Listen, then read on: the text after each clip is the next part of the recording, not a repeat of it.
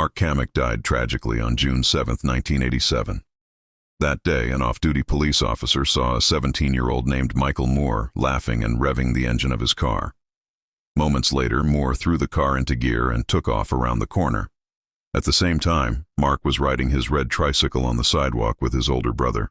As Moore rounded the corner at a high rate of speed, he lost control, jumped the sidewalk, and pinned Mark under the front of the car. Moore sped off, chased by neighbors and kids who threw hockey sticks at the car in an attempt to get it to stop. Mark was still trapped under the car, along with his tricycle, as Moore drove 7 more blocks before finally coming to a stop.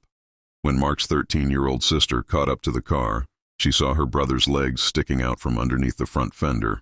She also saw Moore laughing in the car, with his arms raised in a victory position.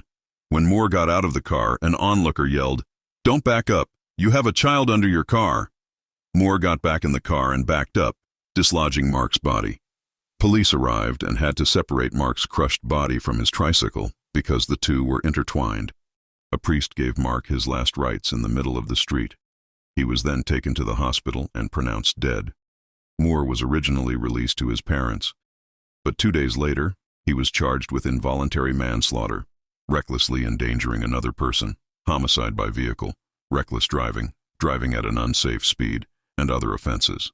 The medical examiner noted that Mark died of multiple injuries to his head, neck, limbs, and pelvic bones. On June 17, 1987, a judge ruled that the charges against Moore would be upgraded from third to first-degree murder after listening to 5 witnesses.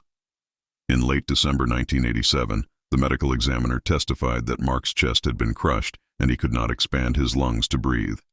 He also testified that Mark's death was not caused by the original impact, but as the result of being dragged for 7 blocks. Moore's first-degree murder charge was dismissed by a judge who said there was not enough evidence of malicious intent and premeditation. On Christmas morning, Mark's family visited his grave.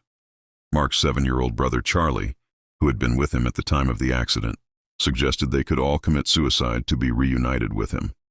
On December 29, 1987, Moore was found guilty of third-degree murder. In March 1988, he was sentenced to 7 to 20 years in prison. Mark was 5 years old